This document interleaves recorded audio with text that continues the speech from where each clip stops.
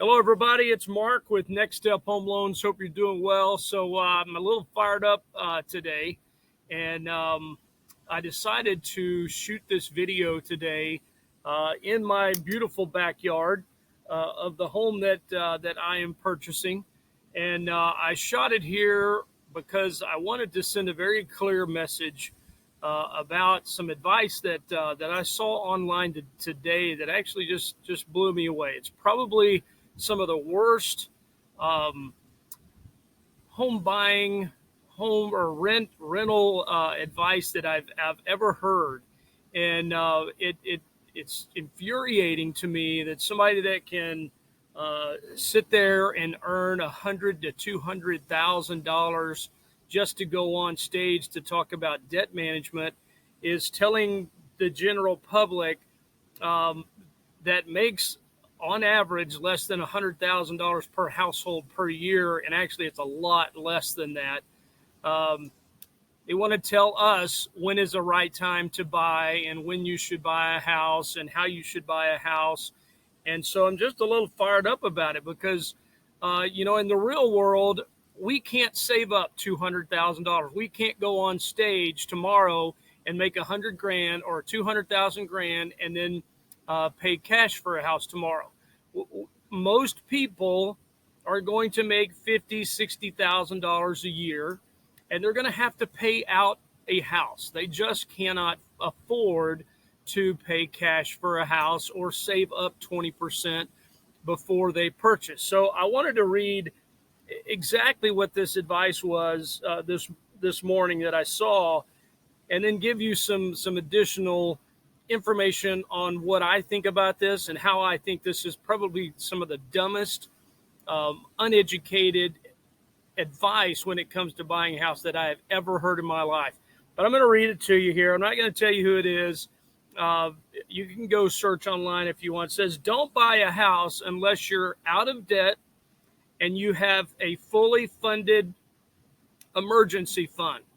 It says your home should be a blessing, not a curse. Don't buy until you're financially ready.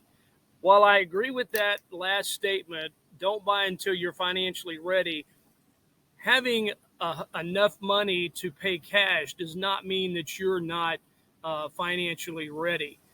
Like I said earlier, no one or the majority of people cannot save up $200,000, $300,000 in cash to pay cash for a house.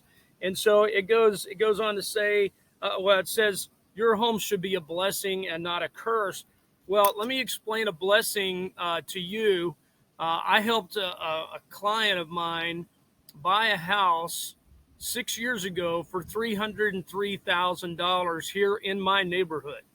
And today they put that same house on the market 6 years later for $449,000. I'm not sure about you, but $136,000 worth of equity buildup over a 6 year period of time. It's a pretty doggone good blessing as far as I'm concerned. So those people, if they would have taken that advice of don't buy until you are totally out of debt, would still be renting today. Get that through your head. They would have missed out on $136,000 that they're now able to apply to any debt that they want to, or apply to a brand new house if they want to, but it's now their money. If you look at the rental increases this past year, rental leases year over year have gone up 14%. Now, I ask anybody that's listening to this message, has your house payment gone up 14% this year? Absolutely not. You know why? Because they're on 30-year, 15-year fixed mortgages and if they're on a 30-year mortgage, they're probably at 2.5% to 3%. Well, when you're paying rent, guess what your rate is? It's 100%. You're getting no credit for that at all. So at least when you are making a payment on a mortgage, you are applying some of that payment to principal and some of it to interest. Nobody likes to pay interest, but when you can borrow money at 2.5% to 3% versus paying rent at 100%, who in their right mind would sit there and pay rent for years and years and years while they try to pay off their debt before they're ready? and before this advice says you should buy. Man, it's the most asinine advice I've seen in a long time. So if your payment has gone up over the last few years, it's because of taxes and insurance, right? Everything or every year you have property taxes go up. The county raises the property taxes. The hazard insurance will go up from time to time. You're seeing an increase in that right now. So if your house payment did go up, it's because of taxes and insurance, not because of your principal and interest. So guess who pays the taxes and insurance increase when you're a renter? The renter does. You do. The landlord owns that property, and what is he going to do? He's just going to raise your rent to cover the property taxes and the hazard insurance increase. Man. And then who gets the tax credit for it? The landlord. The landlord gets credit for you paying his taxes and your insurance. Now, I'm sitting out here in my house, and it is a gorgeous house that I paid a significant amount of money for. But I just had a realtor yesterday say, hey, Mark, if you want to sell that house, I can sell it for X number of dollars. And you know how much money I would have between what I owe and what he said I could sell it for? Almost $300,000, and I've lived here 15 years. So if you want to sit there and you want to rent and you want to take this advice of don't buy until you're totally debt-free, be my guest. But it is a huge mistake. Now, if you're not getting ready to buy, if you've got credit issues, then get ready to buy.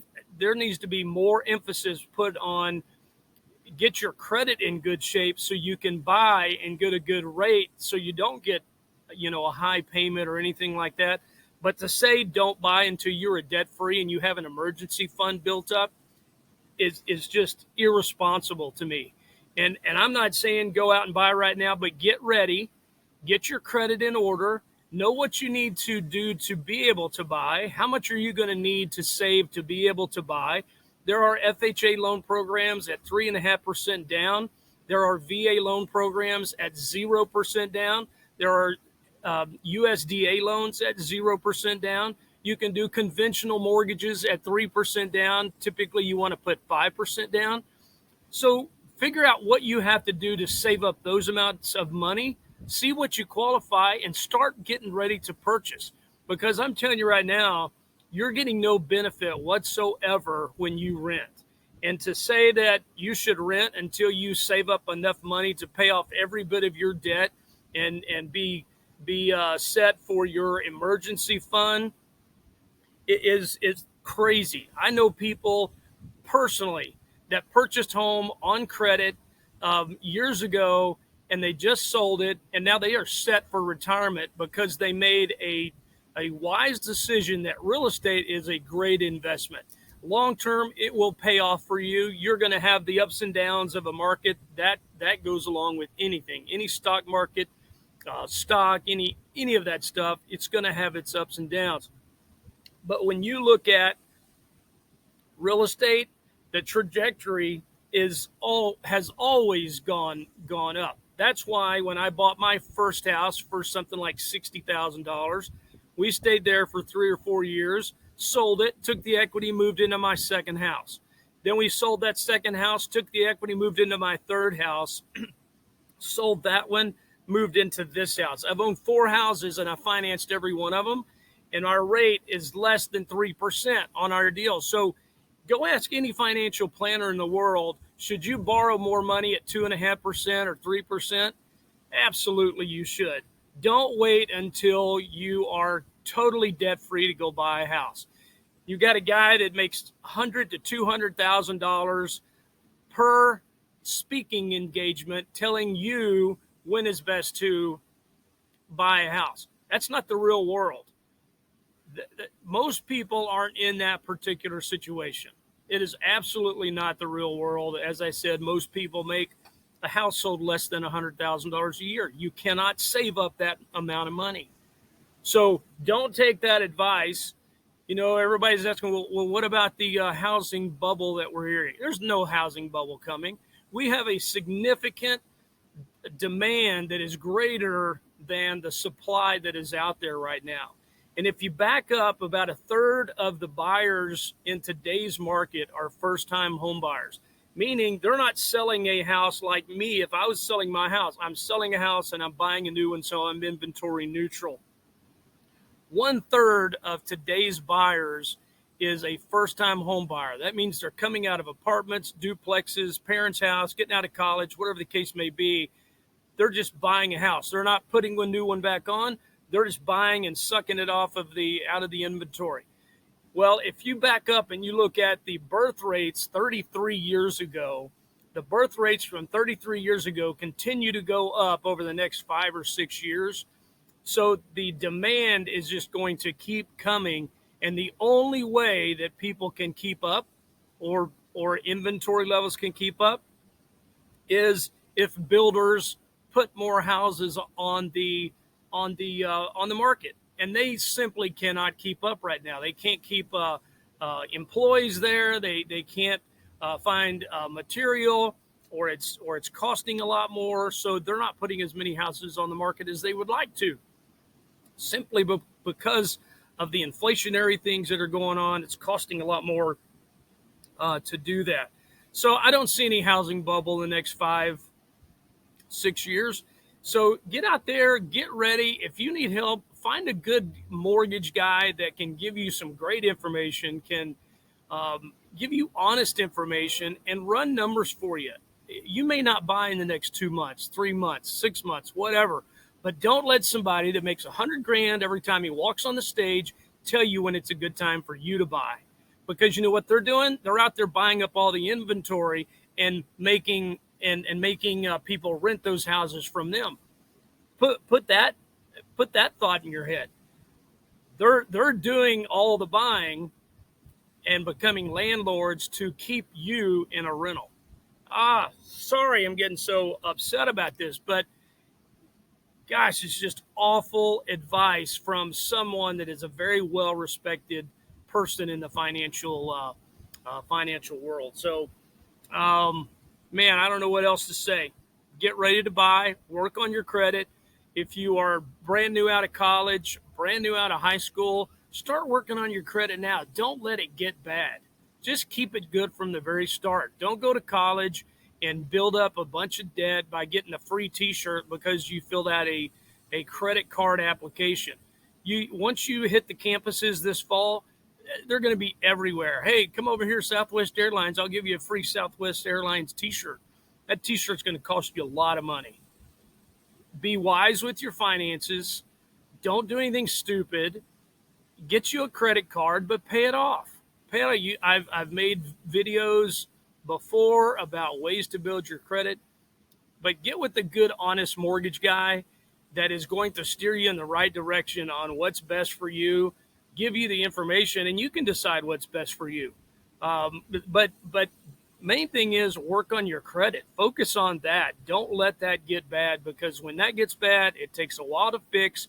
You're going to pay higher interest rates on everything you do, including home loans, credit card loans, car loans, all of that. So just be wise. If you want us to run you some numbers, we'll be glad to do that. We do that for free. We just want to help you buy a house if it's the right time for you. But don't let somebody else tell you when is the right time for you. All right, that's it for now. Sorry for the long message. I just get fired up when I see this bull that's being shared on the internet from very popular financial guys. All right, have a great day. Always here to help if you need anything at all. And we'll see you next time. Take care, everybody. Bye-bye.